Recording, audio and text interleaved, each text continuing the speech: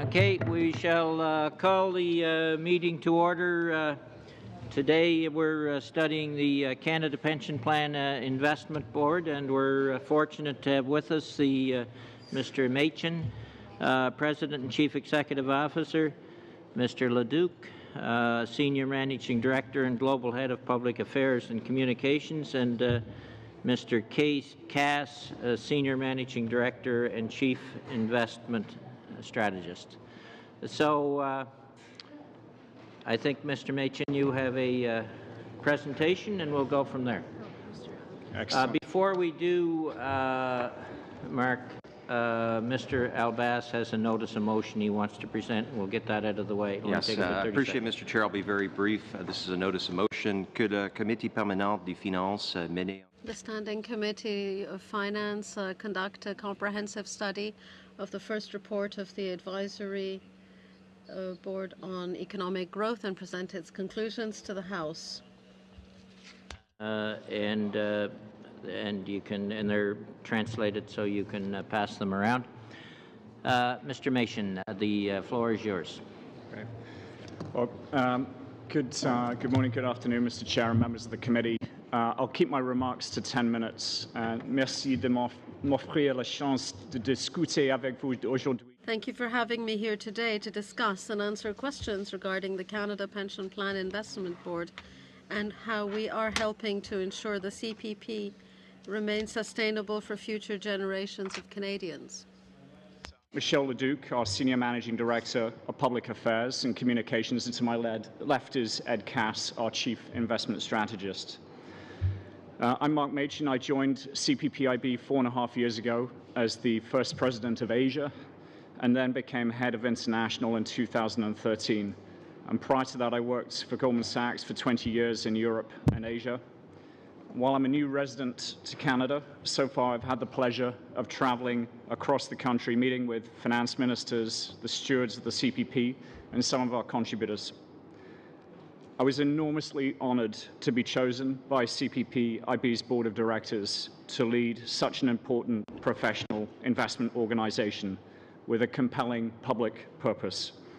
International organizations such as the OECD, the World Bank, Harvard Business School, and The Economist have all praised the Canadian model of pension management due to its strong governance and internal investment management capabilities. Our governance structure is a careful balance of independence and accountability, enabling professional management of the CPP fund while ensuring that we're accountable to the federal and provincial governments and ultimately to the Canadian public. We know that contributions are compulsory, and so we're motivated to work even harder to earn that trust. We hold ourselves to an extensive disclosure policy, including quarterly reporting, annual reports, triennial reviews, special examinations, and we announce all major investments and corporate developments. It was just over 20 years ago that the Chief Actuary of Canada projected that the CPP would run out of money by 2015 if changes were not made to the management of the CPP. In 1997, the federal and provincial governments addressed this challenge head-on by increasing the contribution rate and creating CPPIB to manage the contributions not required to pay benefits. There was a clear imperative to expose the fund to capital markets in order to achieve growth objectives. Since then, CPPIB has been focused on getting the best investment returns possible. Our 10-year rate of return is 7.3%, and our 5-year rate of return is 12%. More than half of the assets of the CPP fund today are now the result of investment returns, not contributions. The Chief Actuary noted in his report last month that over the last 3 years, investment income was 248% higher than anticipated due to the strong investment performance of CPPIB. Most importantly, the Chief Actuary reported that the CPP fund would be sustainable for the next 75 years with an assumed 3.9% net real rate of return after inflation and all expenses. CPPIB's 5-year net real rate of return, as at September 30th, 2016, is 10.5%. At CPPIB, we know we can't take these results for granted. It's a difficult investment climate around the world, and single years can produce very different results. In 2019, we had our worst year ever, losing over 18%. But in 2015, we had our best year ever with a gain of over 18%. We know we can't focus on yearly results. Our ability to see past these short-term pressures and pursue the best long-term strategy depends on strong, independent governance and the clarity of our mandate. With the CPP's risk exposure, including wage growth, demographics, longevity, and economic risks, being highly weighted towards Canada, it's especially important that CPPIB's investments hedge against these risks. To address these risks, CPPIB is diversifying the fund around the world and across asset classes. Currently, over 80% of the CPP fund's assets are in international jurisdictions and in a variety of asset classes, from private equity, infrastructure, real estate, to public markets. While we're confident this is the right strategy, we also know that competing with the largest investment firms around the world to secure the best assets comes with costs. CPPIB, at approximately $300 billion in assets under management today, is a mid-sized organization competing with global giants. BlackRock, the largest asset manager in the world, has over $5 trillion in assets under management. Closer to home, Sun Life has almost $900 billion. Among global competition, we fall well down the list in size. To fulfill our long-term investment goals, CPPIB took the decision 10 years ago to pursue an active management strategy that would both maximize returns and create a more resilient, diversified portfolio. Pursuing an active global strategy was a decision taken very seriously with considerable analysis. Success depends on sufficient resources to compete and manage risk effectively. And this is important context when looking at our costs. In order to compete, we need expertise and skill as a knowledge-based enterprise. There's no doubt that the winners will be those investment firms with the most talented investment teams and a global footprint to cultivate critical relationships with partners, governments, and others to secure deal flow and manage the risks over time in order to maximize returns and manage risks for our contributors and beneficiaries. Before concluding, I'd like to address Bill C-26. CPPIB is currently analyzing the legislation to ensure we are completely ready to implement the amendments that affect us. With or without reform, the CPP fund is projected to grow significantly in the future, and we're well prepared to manage a larger fund. When we evaluate investment programs, new processes, supporting technology, we always want to ensure that they can be scaled to take into account increased size. We're very confident that we'll be ready to manage the additional funds. Bill C-26 requires separate and joint financial statements for both the base CPP and additional CPP, and while we're working through the details, we will be able to meet this new requirement. We believe that it's possible to manage the consolidated fund while having regard to the funding and requirements of the base CPP and additional CPP.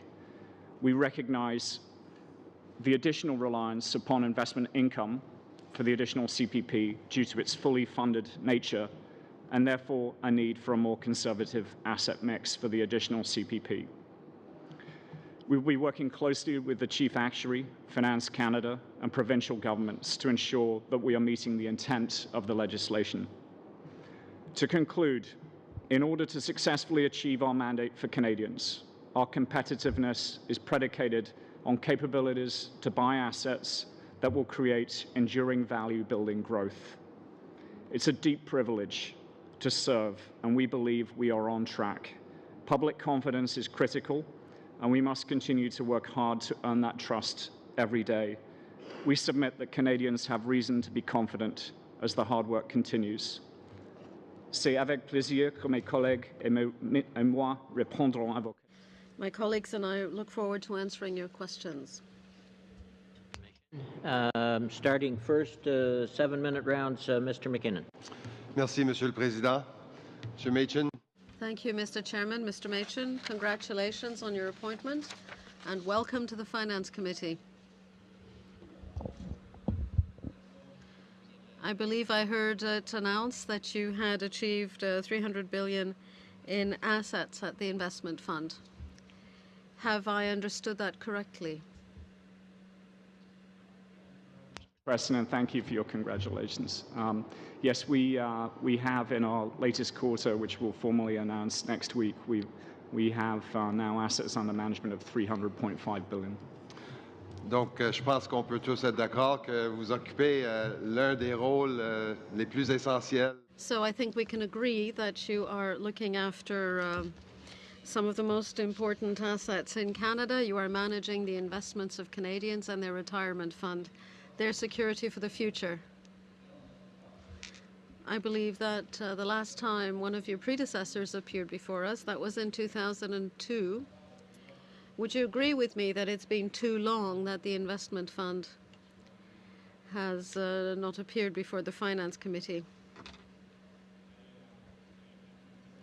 We've received and accepted the invitation to appear here, and I look forward, if there are future invitations, to appear again. So you'd be happy to receive those future invitations, and you'd agree that a more regular, we should see you more often. If the committee would like to see me more often, I'd be delighted to come more often. Yeah. Very good. Well, look, I know a number of my colleagues will have questions.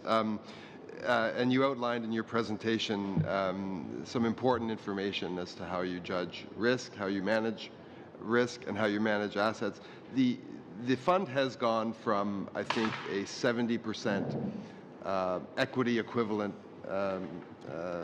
in terms of assets under management to 85%. And how do you reassure Canadians that that is not incurring undue risk on their behalf? Yeah. Thank you for the question. I'll give some comments, and I think Mr. Cass may want to add as well. But so we believe that our mandate is very clear, that we need to maximize returns for our pensioners and contributors, while also not taking undue risk.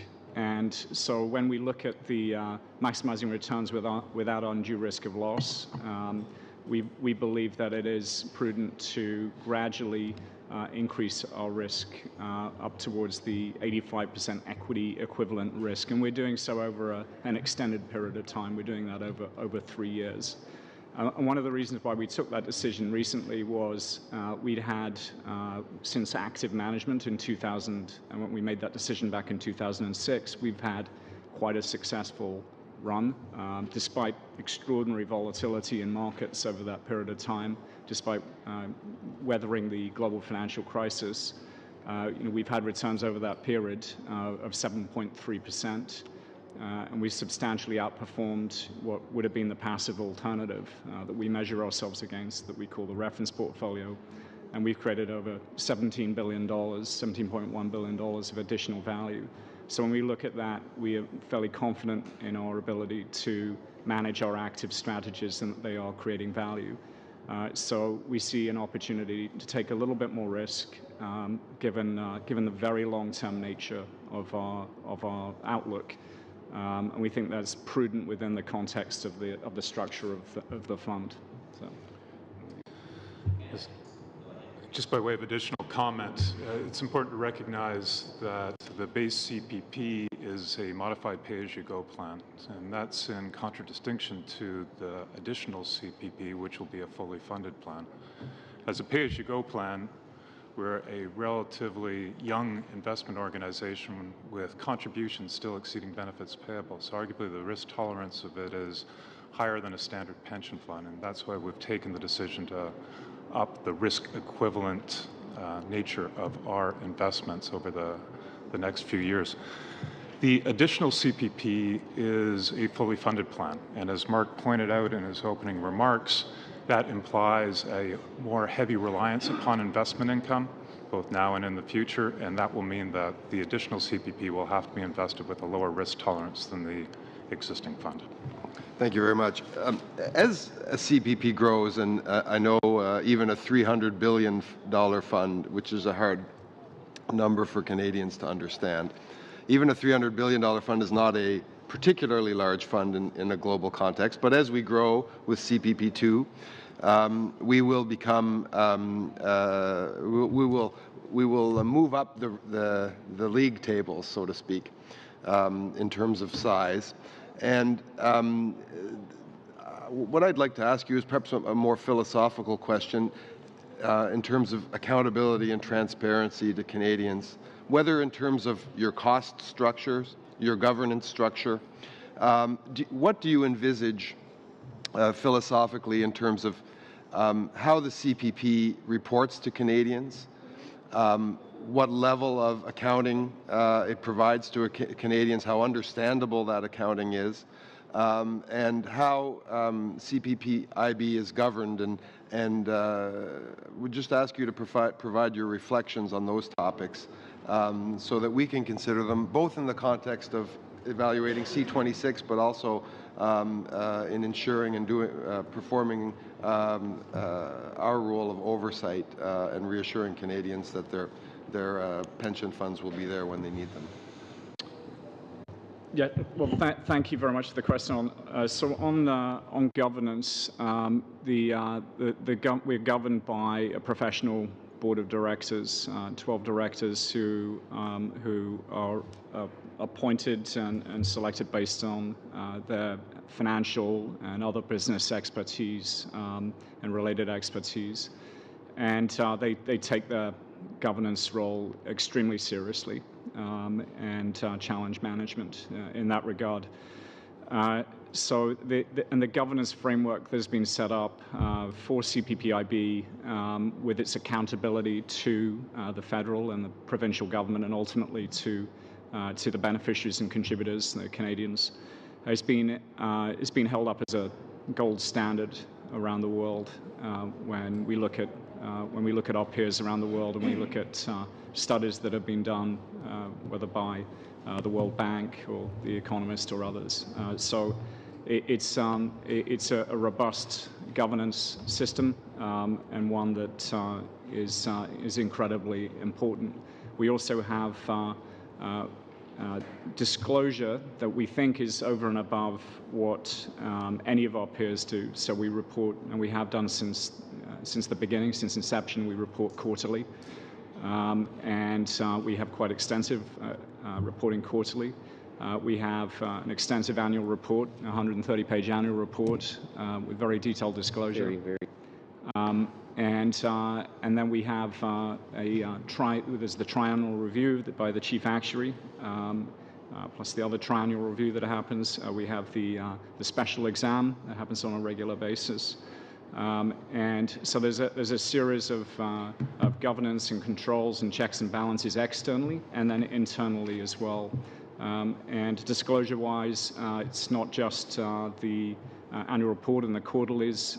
It's up on our website. Every single major investment we make, we disclose, and we have thousands of pages on our website of disclosure. And we believe that's important. It's important to be transparent and have good disclosure that everybody can access. And then every 2 years, we go out and we have physical meetings in every province where we have a steward, and we do a public meeting which is accessible by all Canadians. So that's what we do on a biannual basis. So disclosure and governance are very important, and we think they've stood the test of time so far, and we will continue to look for ways to enhance that. Dernière petite question. La loi sur les langues officielles. The Official Languages Act. You are the CEO of a Canadian corporation. Can you reassure Francophones and Anglophones in Canada that the CPP Investment Board is going to make sure it is subject to the Official Languages Act? We will continue to honour that commitment. And Mr. Ledoux. Merci pour la question, Monsieur McKinnon. Thank you for the question, Mr. McKinnon. I can assure you that we will add communications in French and English across the world. Our offices are bilingual. Our documents and materials are bilingual. and Twitter tweets, etc., are going to be in compliance with the Official Languages Act? Thank you. And that round, Mr. Deftel. Thank you, Mr. Chair. Gentlemen, be welcome to your Parliament. Be welcome to your House of Commons Committee. It's a great honor for us to welcome you here. Maybe you have not been here for many years, but it's never too late to be good. But maybe also it's an indication that you have to be away from the political agenda, and you have to do some things. And you have done so well. Mr. McKim, you arrive in a brand new role at the head of the current corporation, who is very, very inspiring for all Canadians. Quand on regarde les résultats au cours des 10 dernières... When we look at the results over the next 10 years, an average of 5.6% growth over 10 years after inflation, and over 10% over the past 5 years as a return on investment is what we call a more than honourable performance. It's excellent and it benefits all Canadians. The magic number, $3 billion, is excellent and a source of inspiration for you to continue doing what you have been doing so well for a number of years. You know full well that we have a parallel fund in Quebec, the Caisse de dépôt et placement. About a year and a half, 2 years ago, the Caisse decided to invest in a municipal infrastructure program, public transit in Montreal. That made people curious. I'd like your comments on that kind of investment. Do you, as a fund manager, believe that it's... I'm not asking you to judge what the Caisse has done, but in your view, is this the kind of investment that you could make? Do you have the authority to make it now? Thank you for the question and the comments on our performance. We're very grateful for those. On infrastructure, infrastructure is one of our strategies that we invest in. It's a strategy we've invested approximately $16 billion over the years, and we have about $22 billion of current value invested in Canada and around the world in infrastructure. We've invested in a variety of different types of infrastructure, from toll roads to pipelines to ports, and we'll look to continue to find opportunities. And one of the challenges is in order to maintain a reasonable cost structure internally, our team can't be too big, so we need to keep a relatively small team, and that team generally, therefore, restricts itself to look for quite large investments. That's the way we can keep our costs reasonable. So we generally look for investments of over $500 million when we're looking for new investments. And so we welcome more opportunities to look for those types of investments. Okay, so am I correct to say that you have invested? You can invest it. You could invest it in future. You don't have to have another thing to do. You have all the power to decide by yourself if it's good to invest in infrastructure in Canada. Am I correct? That's correct. When there's nothing additional that we need in order to look at Canadian infrastructure investment. And our largest investment is in Canada, where we own a stake in the 407 motorway around Toronto. So that's a significant infrastructure investment that we have made. So yes. Ok, donc simplement pour résumer en français. To summarize in French, you're saying that you have already invested in Canadian infrastructure and elsewhere. You've done it, you can do it, you could do it, and you have all the authority you need to invest in infrastructure if you yourself deem that it would be profitable to Canadians. I just wanted to say that in French. I see Mr. Leduc nodding. If someone in politics would call you and say it would be a very good idea for you to invest in Canadian infrastructure, in your view, would that be political interference in your work?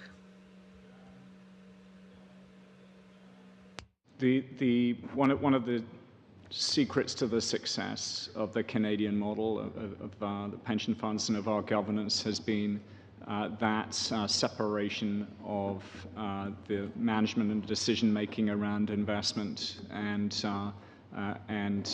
government. So I think the fact that we are accountable to government, we're kept at arm's length when we're making our professional judgments on investments, I think is really important and something that we would hope would continue. So to the extent that it crosses that line and a call is made that exerts undue pressure, then that would not be a good thing.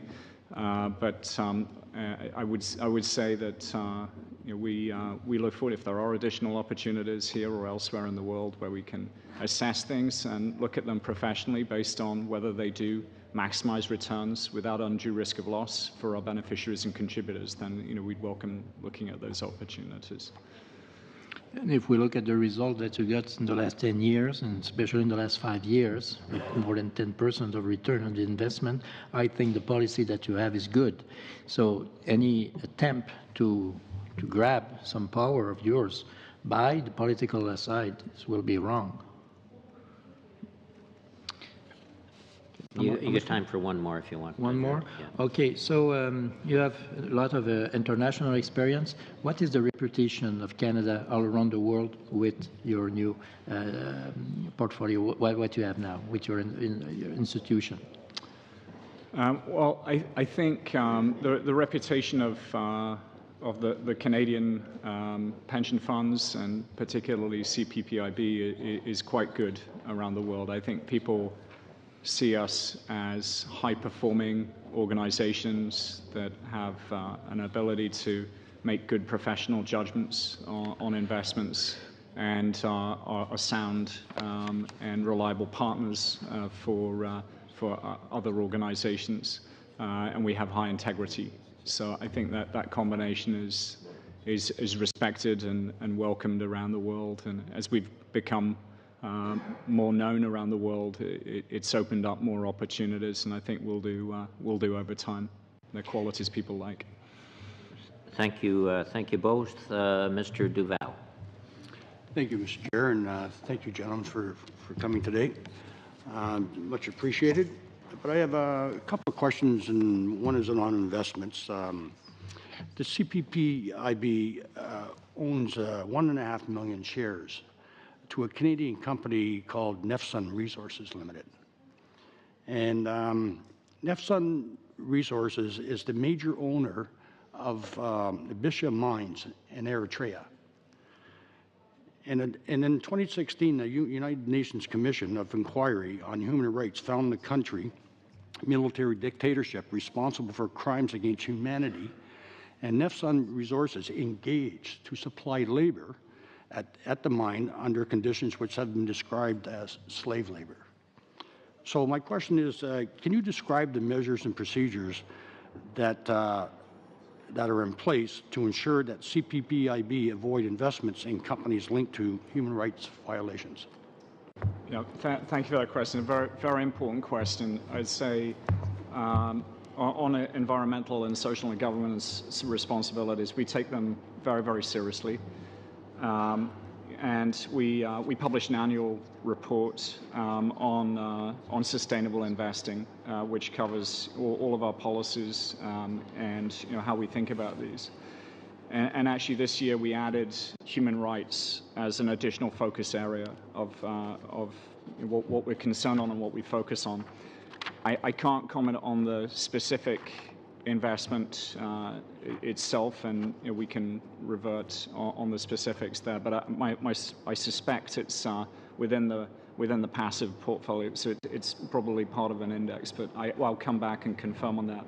But what I can say is on human rights in particular, we're involved in a number of initiatives, and one that it's related would be we're part of a coalition trying to improve the supply chain of cobalt mining in the Democratic Republic of the Congo, where we're working in collaboration to improve the supply chains for electric vehicle companies, for battery companies, and associated electronics companies that get their cobalt from the Democratic Republic of the Congo. And we're concerned about similar practices there and are exerting due pressure to improve those practices and improve supply chains. So that's something, not exactly answering your question, but a similar initiative, and it is an important area for us to focus on. So, so if the company was found guilty of these crimes, would we withdraw our shares? So we have had a policy of engaging and trying to improve practices, whether through our voting as a shareholder or through other engagement with other partners to make sure these practices change. So we've had that's more of a philosophy of engagement and trying to exert change rather than divesting and letting someone else who may be less able deal with the problem. So that's been a philosophy. Thank you. And Mr. Leduc want to add something as well. If I may, just put a finer point. I think it's an excellent question, and it does give us an opportunity to make a clear distinction between passive investing and active. And we'll get back to you on the facts on this particular holding. And we have over 2,000 exposures to 2,000 public companies around the world. So we'll look on this one. But in the active management dimension, it's been commented. We've took note, that maybe the CPP could be broadly invested in an exchange-traded fund, which would be purely passive.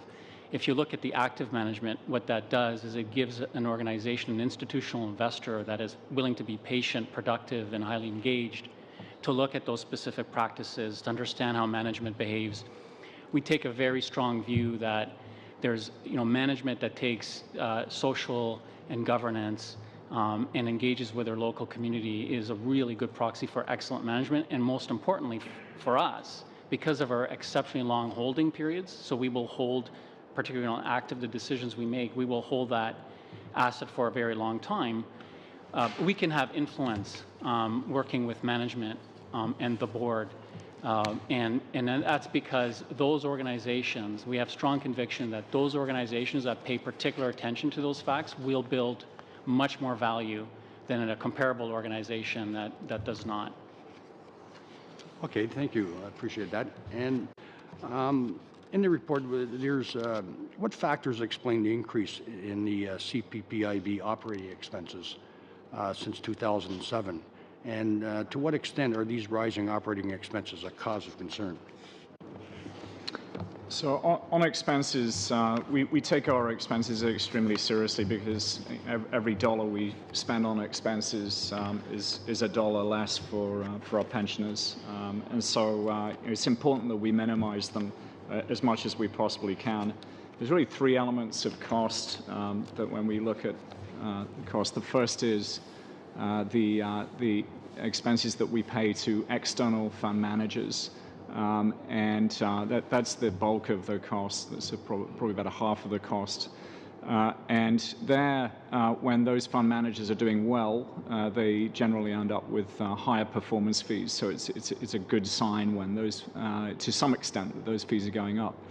At the same time, we negotiate extremely hard with those external fund managers to make sure we minimize the fees as much as we possibly can, and we have teams that keep a very close eye on all of those fees and make sure they are kept to a minimum.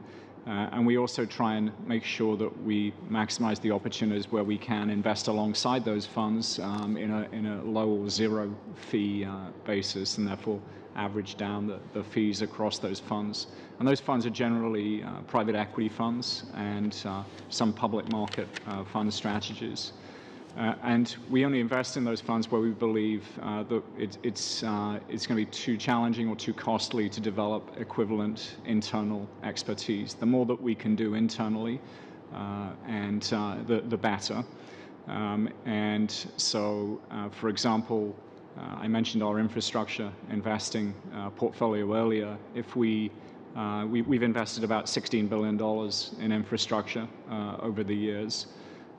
If we were to do that externally, that would probably cost somewhere between $650 and $700 million to do that through external funds. It costs less than a tenth of that to do that internally. So, to the extent that we can develop teams that have capability, then we will do that internally.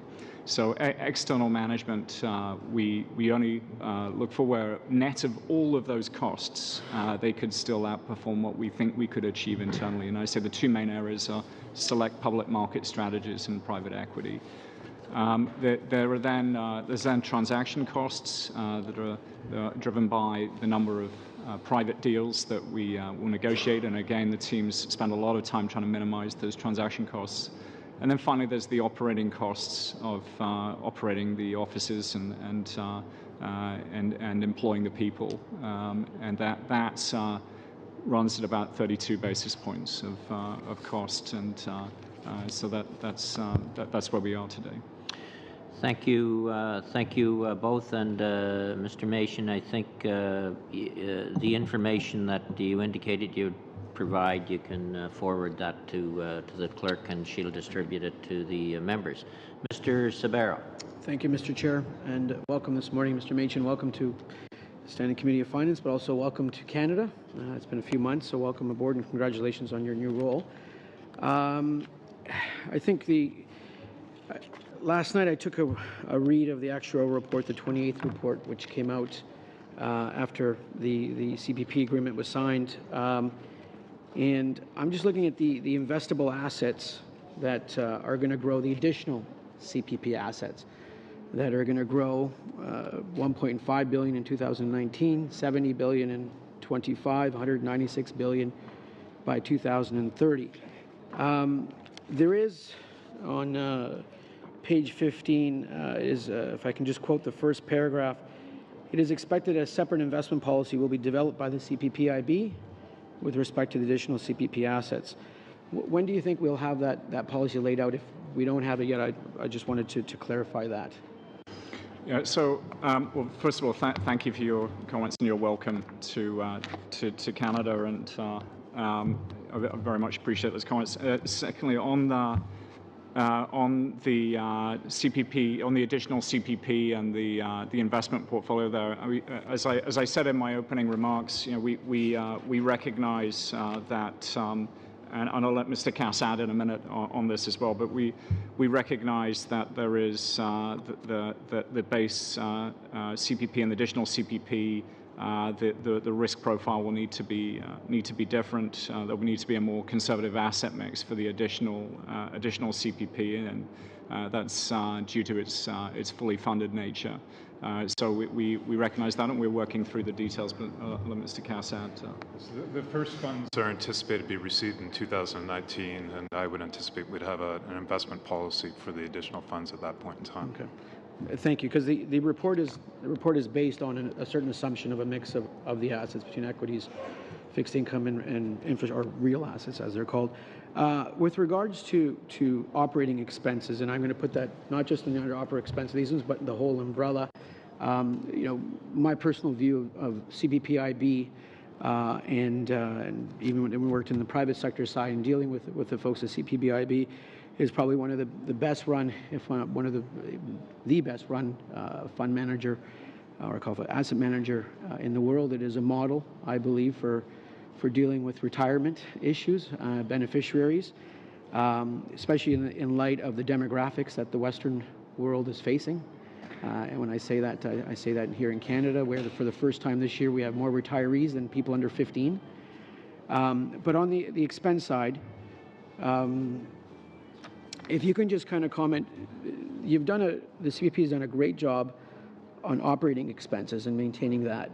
On external management fees, if you can provide some color on the trend there, and what is going on with external management fees. I see in 2016 there were 1.3 billion in external management fees paid. If you can give some perspective on that, please. Yes. Well, first of all, I'll say thank you for your kind comments on CPPIB's performance so far as well. We very much appreciate that.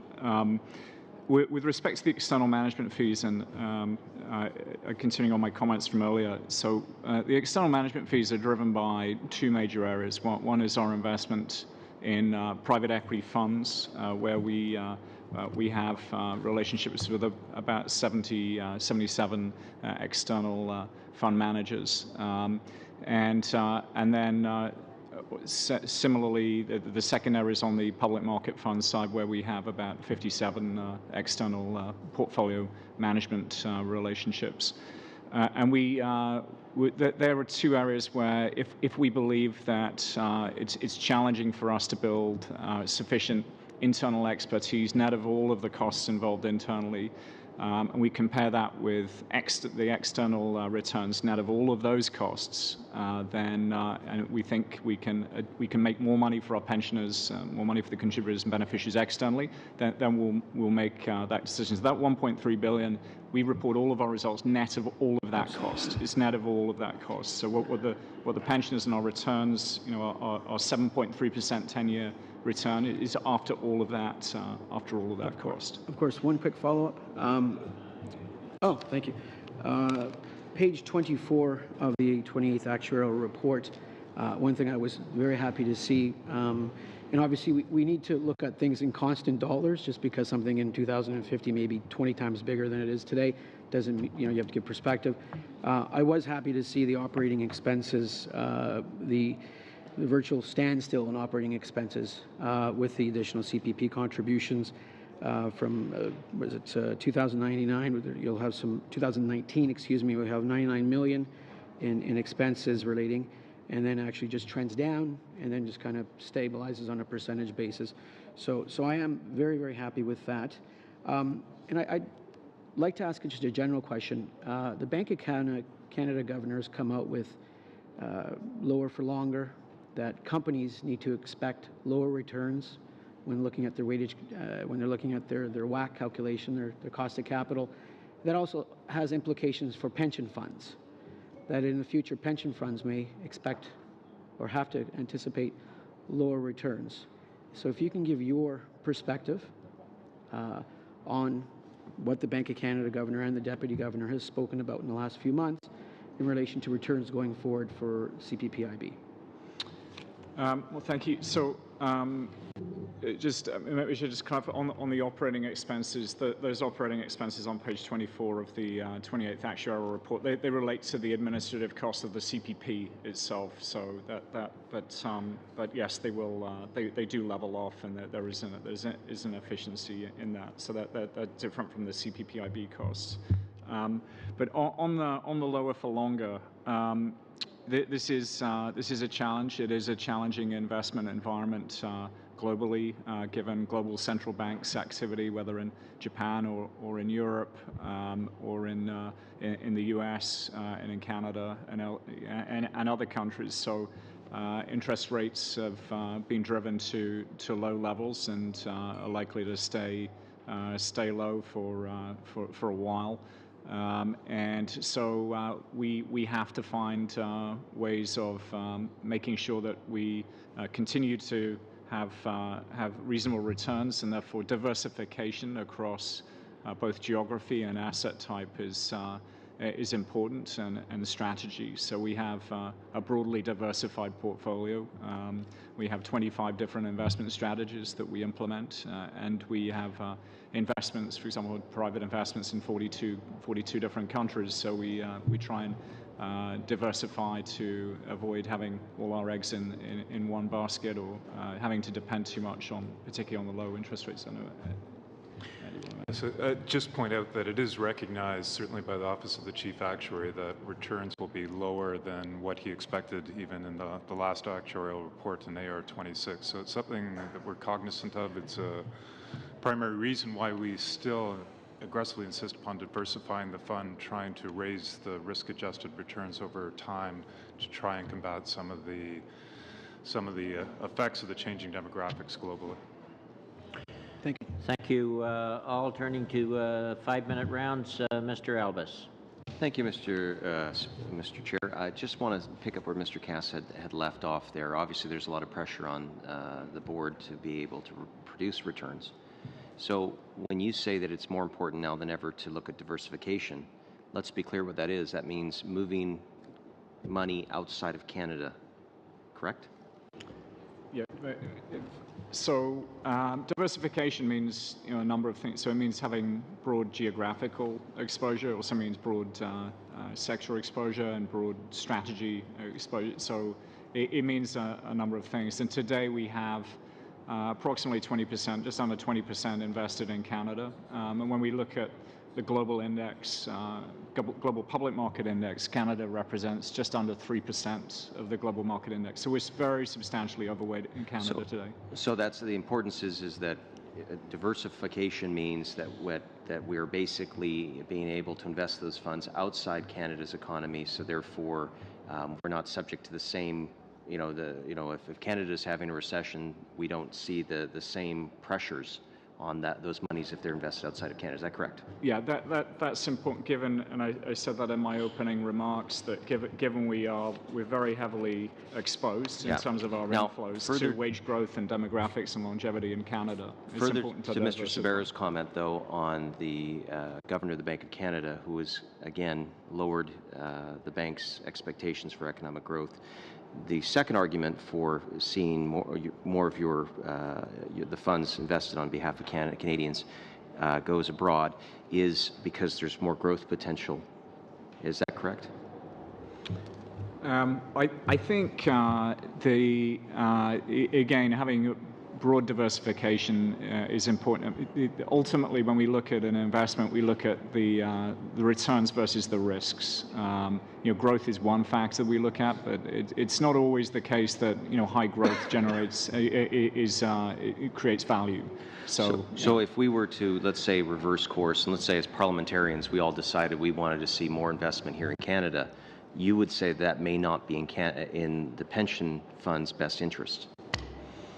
I think it's always in our interest to see a bigger array of potential investment opportunities that we can assess on behalf of our pensioners. And so if we can find investments that have good returns versus the risk involved, so maximize returns without undue risk of So that's a nice way of saying it would be a high-risk strategy, though, if we put those kinds of constraints on the board's ability to diversify and grow. Oh, yes. I mean, if there was an actual constraint imposed on where we could invest, and a constraint imposed on diversification, then that would be a but challenge. let's say it wasn't a legal constraint. Let's just say there was political pressure, or even just a general sentiment by Canadians that there should be investments in Canada. Would you think that that's, again, the governance structure that you touted earlier would push back against such moves? Is that correct? Yeah, I'll let Mr. Leduc add a little bit on this, but yes, as I said before, I think the governance framework that has been set up for CPPIB has worked extremely well. Okay. So where we're at arm's length from government, sure, but accountable too. Now, I'd actually like to change subjects. So if you don't mind, sir, I'd like to actually talk. Sir, Mr. Chair, I'll not take your time away. But Mr. Machen said in his remarks, the best long-term strategy depends on strong independence, governance, and clarity of our mandate. And I think, quoting that's where you're at in this discussion. Go ahead. Okay. Go ahead. Thank you, Mr. Chair. So in regards, sir, you've talked about the importance of transparency and keeping the public trust. And I believe that you've done that, your organization has done that in many ways. But again, like everything, better is always possible. Mr. Andrew Coyne, who is a nationally syndicated columnist with the National Post or with Post Media, also on the CBC quite frequently, has raised a number of articles, I believe 2 articles that have been asked some very pointed questions about the active management strategy, its incurrent costs, rising costs, and whether or not that is the best for the pensioners. Open-ended question. I have not seen any response publicly to Mr. Coyne, but again, I'd like to hear, first of all, why there hasn't been a public response, but then second, what it is, because I'd like you to give it now if possible.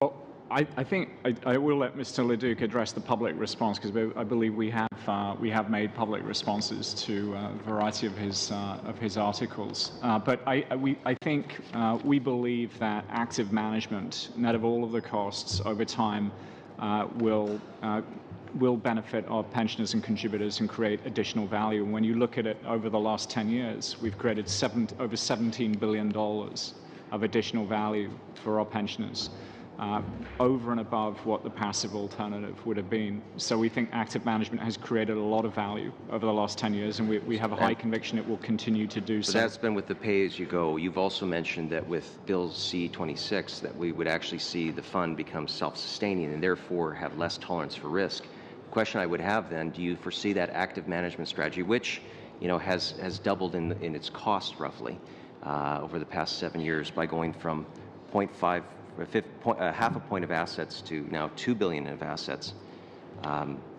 Will the same approach increase similar costs, or will we see marginal returns because there will be less capacity for risk?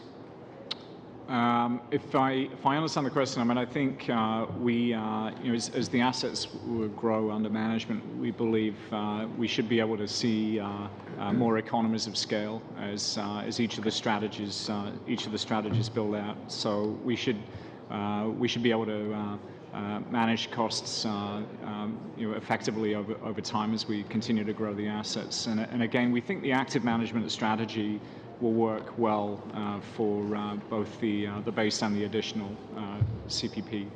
So we think it's something that will add value over and above any passive alternative. Okay, 2 minutes. Yeah, no. So I'd like to hear Mr. Leduc actually address many of the criticisms in those two. So thank you for the question. I will tell you, interest in CPPIB has grown significantly with the fund itself. Our activities, Canadians are paying more and more attention to what we're doing. And you see that broadly with reporters and columnists and bloggers. And what I will say is that when we receive information, that might be more negative. We welcome that. We're a public trust. We have to be able to tell our story.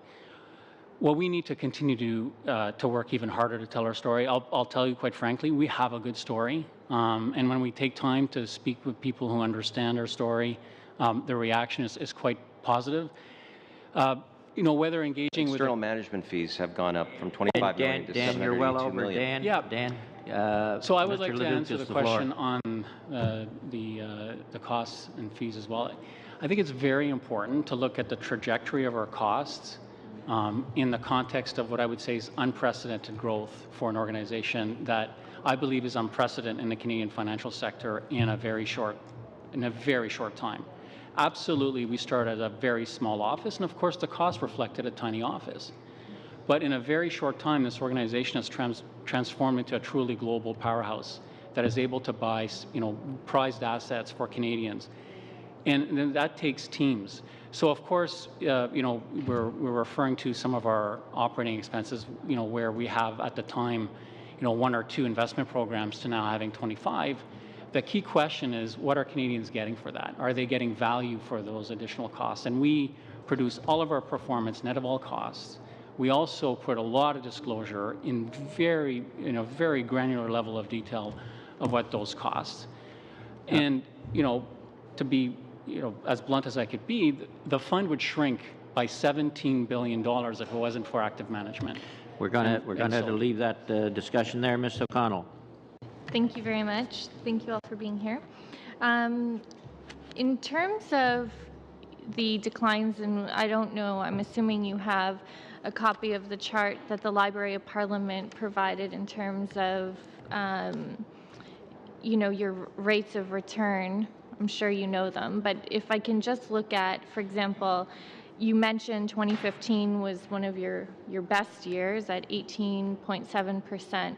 And 2016 is looking at, you said 3.9, but here we have 3.7. I'm assuming it's just not all the final facts and figures are in for the year.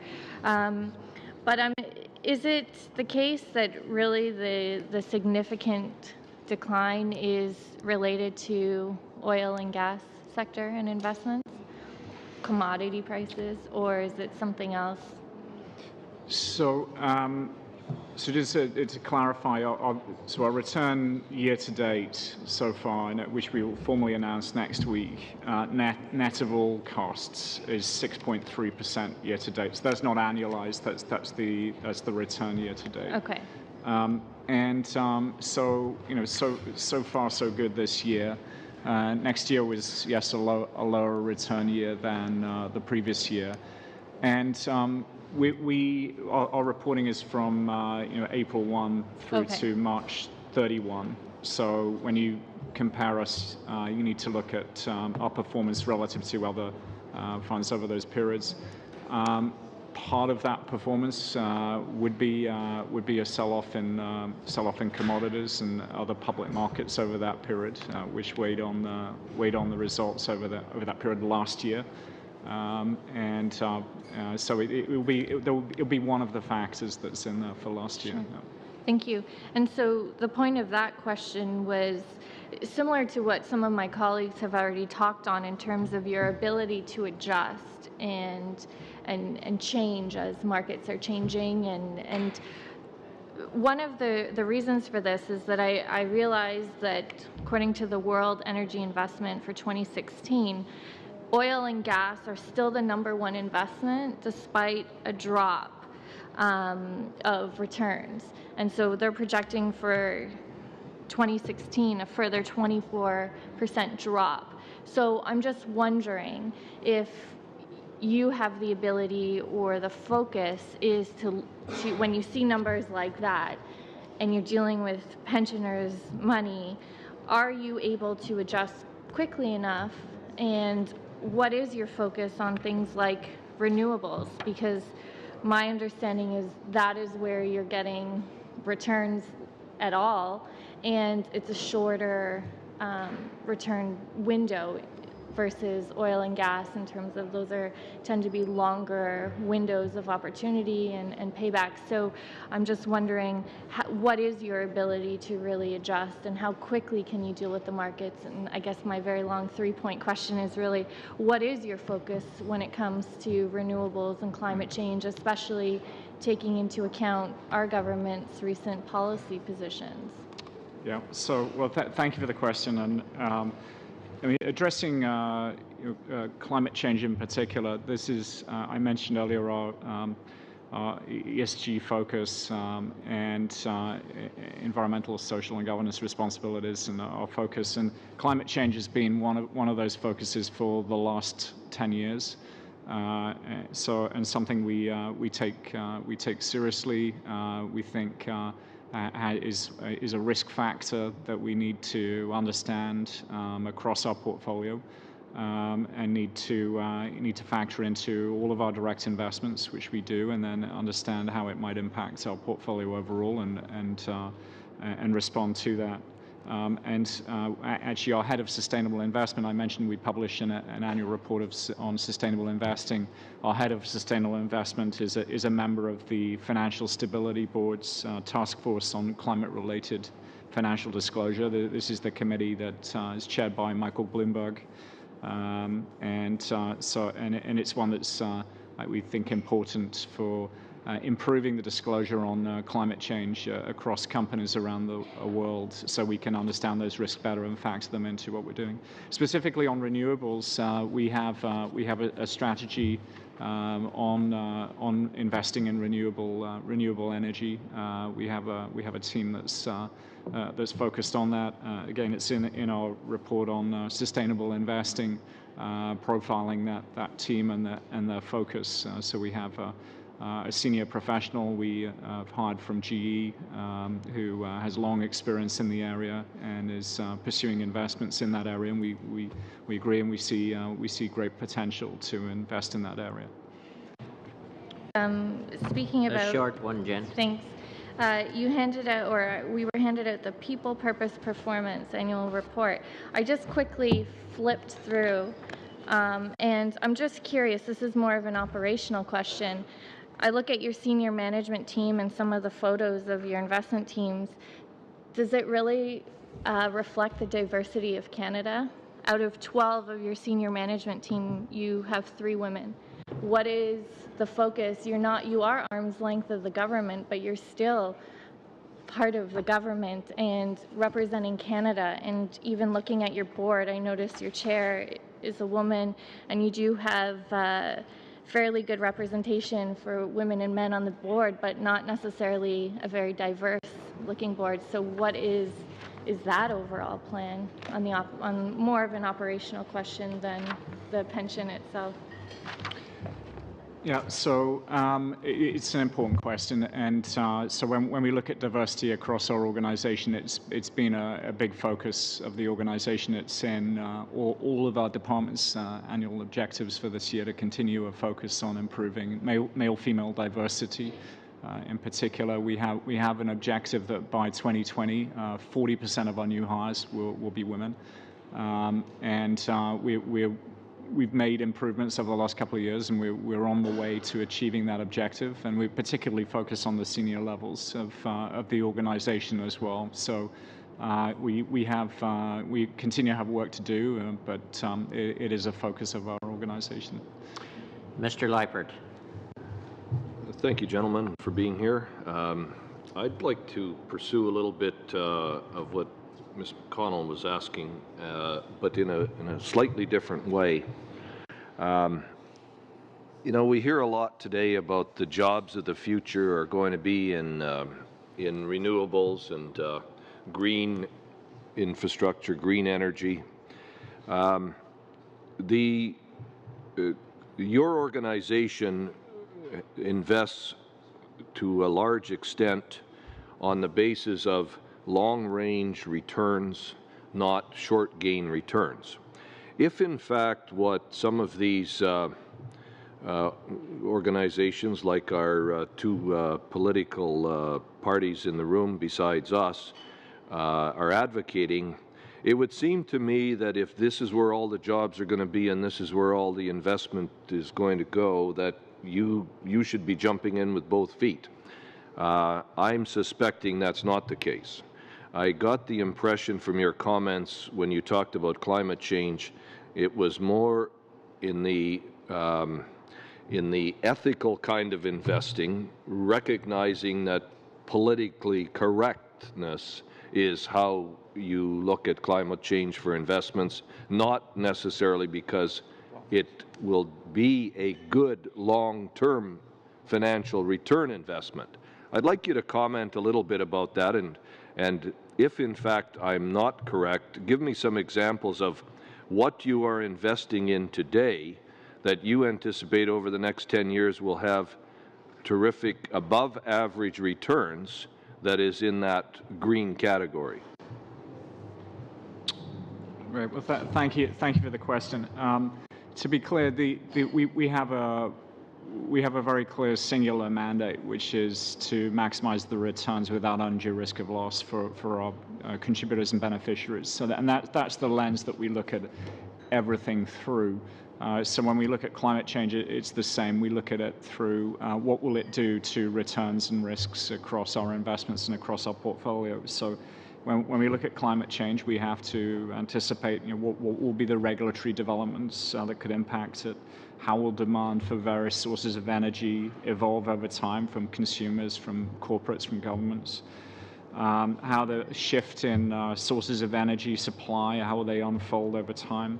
What the physical impact of climate change can be and its impacts on our investments, technological developments that will happen that are related to climate change, and impacts on sectors other than energy, such as transportation, agriculture, retail, manufacturing, other areas that may be impacted by climate change. So that's the lens that we look at climate change through.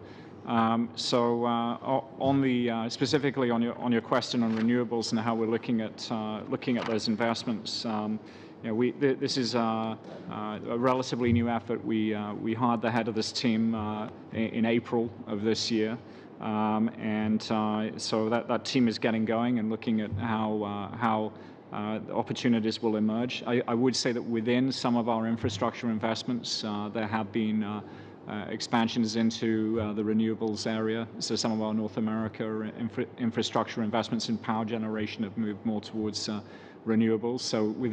So that's something that's happening within our existing investments. But with regards to specific new investments in renewables energy, we're looking forward to finding those opportunities and making those investments in the coming months. Well, yeah, but I think if you look through that lens, that singular lens that you mentioned at the outset, everything I heard you say was the climate change factor is a risk factor. It isn't a solid investment decision that's going to return average or higher than average returns over the longer term.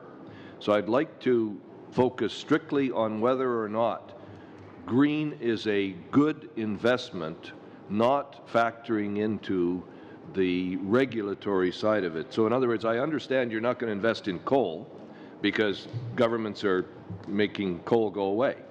But are there green investments that set aside all the regulatory requirements on stand alone? Are you seeing anything you can invest in? Well, I'd say that with respect to climate change, it's both a risk factor, but it's also an opportunity for high returns as well. So it's both risk and return, and so we evaluate everything through that lens. And I'd say when we look at solar projects or wind projects or other renewable energy projects around the world, we'll evaluate those based on the risk and return potential of those projects. So, yeah. Have any investments today, or do you plan in the near future to be investing in solar? We, to the best of my knowledge, don't have a specific investment today in solar.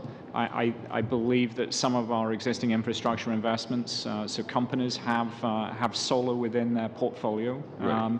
And we see that that is growing dramatically around the world. So I think in the U.S., over 65% of new capacity additions are solar and wind combined.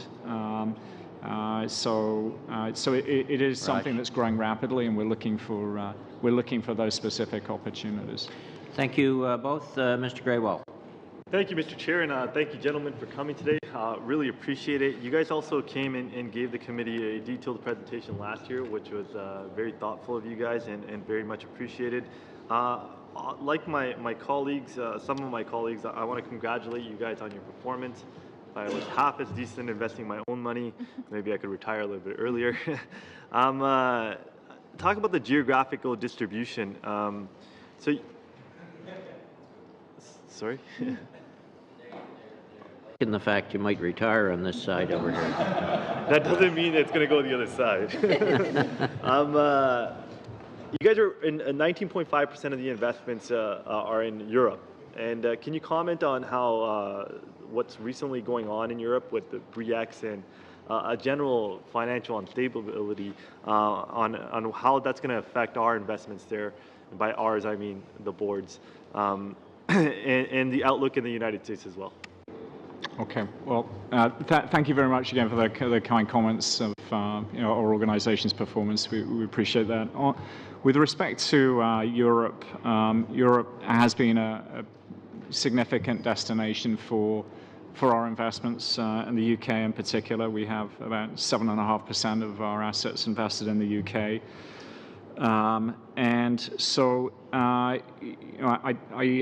Michelle may not want me to drift off into the realm of policy, but speaking as a Brit, I'm disappointed in Brexit. I'm disappointed with that decision. Speaking from an investment back, speaking as the CEO and president of CPPIB, we're concerned of the impact we'll have on valuations in the UK and growth prospects in the UK. And we're monitoring that carefully, and we hope that it will not have any impact on the openness to investment that the UK has displayed. And Europe overall continues to have relatively low growth, very low interest rates, and a number of other financial sector risks that we monitor very carefully and navigate around carefully. Thank you. Again, we're also very heavily invested in the United States. and they've done relatively well in the last 5 years, but I think that the future, given the political climate there, might be a little bit uncertain. Any comments on how that affects our investment strategy on this side of the border? Yes. So on the U.S. is approximately 40% of our investment. So it's by far the largest destination for our capital, and that's driven by the fact that it is still by far the largest economy in the world, and by far the largest capital market in the world. And so even with some political uncertainty, it's still been a place we've been able to find investments that maximize returns without undue risk of loss, and across many different asset classes, because of the depth of the capital markets and the range of investment opportunities available. So it's one that we would expect will continue to provide many opportunities for different types of investment. Thank you. Yeah. I was just going to point out that our culture is very much focused on risks. So when we're evaluating any investment, we have to incorporate all the risks of that investment that we perceive. And certainly the risks have risen in Europe. They've arguably risen in the U.S., depending upon the outcome of the election on November 8th. But those are things that we have to take into account when we're evaluating the investment. We have to make sure that we're getting compensated for them. So sometimes when risks are rising in a particular jurisdiction, it's actually something that allows us to demand more compensation and a higher expected return from it. But that's something that we have to take into account at the time of evaluation. Excellent. Thank you so much. I'm a big fan of the active investment strategy that you guys have employed.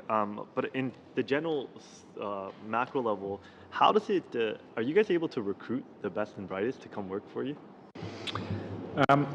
That's a very good question, and so we work very, very hard to recruit the best and the brightest. I think in Canada and in other markets, we're respected for the high performance culture that we have. And also there is an element of, for a lot of us, of the fact that we are doing this for a very worthwhile cause. We're doing this to look after the retirement savings of 19 million people in Canada, and that's also something that is appealing to a number of us. But we have to fight hard to hire the best and the brightest, and to motivate and retain those people against all the temptations of other opportunities that these high-performing people see across the financial industry. Thank you, Raj and Mr. Machen. Before I turn to Mr. Duval, just two questions. You talked a fair bit about teams and their importance. If you could elaborate a little bit more on that. I believe you're emphasizing, is it 25 areas that you would have specialized teams in terms of investing? Why do you have it that way? And secondly, you emphasized in your written submission the importance of scale in terms of your approach. If you could perhaps elaborate on that a little more as well, and what do you mean by scale? Okay, maybe I'll start, and Mr. Cass can add. So on the 25 teams, we feel it's important again to diversify, not just geographically, but across the types of investment and strategy that we have. So we have specialists who look at different types of public market strategy. We have specialists that look at credit strategies, whether private credit or real estate credit. We have specialists that look at private equity, specialists that look at fund investments, specialists that look at infrastructure and real estate, and other types of private investing around the world. So that adds up when you look at all the different strategies to approximately 25 different strategies. And that we believe that those strategies can add value when we look at the risk and return profiles of those strategies over time. Scale, we believe when we're competing for larger investments, there's less people competing for them, so we can find better value. Not always, but in certain strategies, we believe that you're in more rarefied territory where there's less competition, and therefore we can demand better compensation for the risks that we're taking on and better pricing. So scale helps us in quite a few strategies. Okay. Do you want to add anything, Mr. Case? No, Yes? I think he got it. He got it all? Great. Mr. Duval. Thank you, And then Mr. Ouellette. Would the changes to the CPP that are being proposed in Bill C-26 result in adjustments to the CPPIB investment strategies? And what would be the nature and extent of any of those such adjustments? Thank you for the question. So on Bill C-26, the changes we recognize that there'll need to be separate and joint financial statements, and we're working through those details. We recognize we think it will be possible to manage the consolidated fund while taking into account the funding requirements and difference between the base and the additional.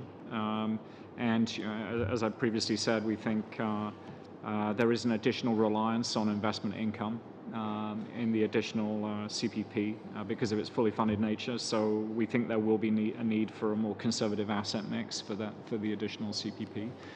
So that's something that the details of which we'll be working through carefully in the coming months. Okay, my last question is, are any changes needed to the CPPIB Act? And if so, what changes are needed and why? So other than, yeah, so I know, Michelle, you want to? So, terrific question. What we will say is we'll look back to the time when the Act was created, bringing together 10 governments. And, there was a fantastic book that I recommend to everyone called Fixing the Future that describes the debates and the policy analysis that was taking place to how do you design this organization with a commercial purpose, but with a public purpose at the same time. When people ask us, and we engage with interested parties all over the world, from important outlets like the Financial Times and other newspapers, and they ask, well, what's that secret recipe for Canada? We point to the elements in the Act that, the strong governance framework, the clarity of mandate, the requirement to have high disclosure, because our transparency is what ensures public trust. The more transparent we are, the more we can gain public trust. So what we would say is it's within the hands of our stewards to decide whether there are any changes to the Act. However, when people ask us what has made us successful, we point to the Act. We point to this document that was created with a lot of careful balancing different interests, and it's worked really well for the organization. So if I was in the room and I was giving advice, I would say do no harm.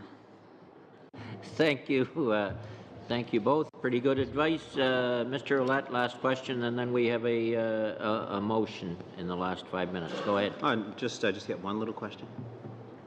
Go ahead. No, you've got 5 minutes. I got 5 minutes, okay. Anyways, thank you very much for coming here today. I very much appreciate it. I was just thinking about the infrastructure bank, and I was wondering if you could describe some of the advantages and the disadvantages from your perspective of having an infrastructure bank for not only perhaps for yourselves, but perhaps for Canadians, and also thinking about competition from other large investments funds that will also be coming in and perhaps competing with you in Canada, which you know really well. Yes, so thank you for the question. So we've noted the advice of the council on the recommendation on the infrastructure bank, and we'll watch carefully how that unfolds and what comes from that. As an infrastructure investor, principally on the equity side, I'd say that anything that increases that pipeline, whether in Canada or elsewhere, of scale opportunities. As I said previously, we tend to look at opportunities of over $500 million in size, and that's been one of the biggest challenges, in Canada and around the world. Is there's just not been enough of those scale opportunities.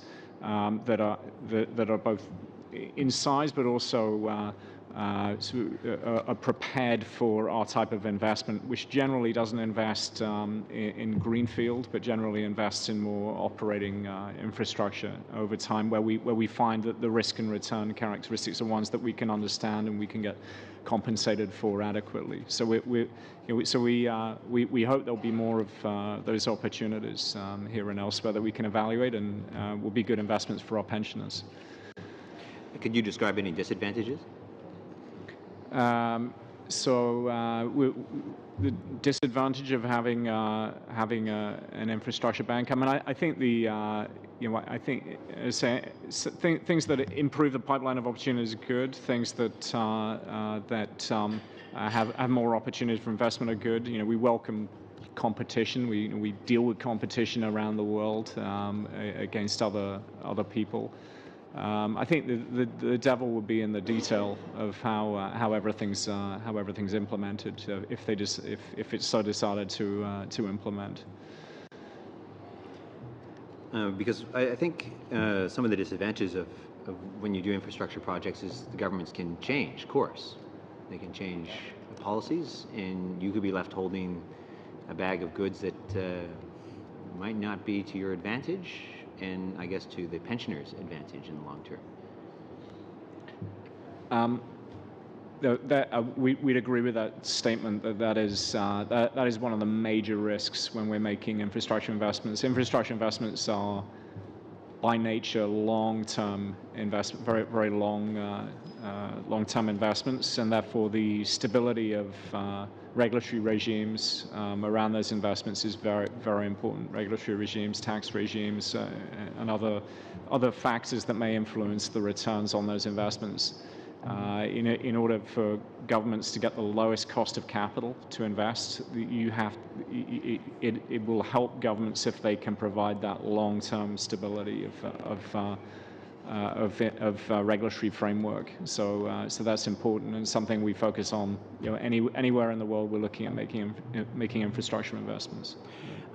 I also heard that you have something like a postal bank. You're part of a group in China where you're earning dividends for CPP through a postal bank in China. I was just wondering if you could describe the success of that operation and how it's working for you in China, and if you see more opportunity elsewhere doing something like that. Yes. So with regard to the Postal Savings Bank of China, we made an investment about a year ago in the Postal Savings Bank of China. It was a private investment at the time. That bank has gone public since then. It's one of the larger banks in China. It has something like 400 million customers and 40,000 branches. So it's an extremely big bank. We think it's one that is very exposed to the rise of consumption, and particularly the rise of people being pulled out of lower income into the sort of middle income in the more agricultural and rural areas of China, and we think that trend will continue for quite a long time. So we're hopeful that we'll benefit from that trend over the years to come. We'll have to end it there. We have to deal with a motion. There's a motion that is in order. If Mr. McKinnon wants to move it. Merci, Monsieur le Président, et soit dit en passant, merci. We'll be in a minute. Thank you, Mr. Chairman. Thank you to everyone for having come here today. I hope you didn't find it too painful. Mr. Machin, I speak for my colleagues as well in thanking you to having taken the time to come here. In the same vein as I put my first question, I move the following motion: that the Standing Committee on Finance invite the CEO of the Canada Pension Plan Investment Board to appear before the committee to review the board's results on an annual basis. Discussion. Okay, all those in favor? Opposed? Carried. All right, then I think Mr. Machin, Mr. Cass, Mr. Leduc, I think you've heard some comments of appreciation, certainly from members on all sides, on the performance of the Canada Pension Plan Investment Board, and that's to your credit. And certainly, congratulations on behalf of myself and the committee as well. Congratulations to you on the role of President and CEO. I think, as you heard around the table, there's certainly a lot of responsibility in terms of taking on that position. You recognize that, and we do as well. So with that, thank you all for your presentation and your forthrightness in terms of your remarks. And we will, with that, adjourn. Thank you very much.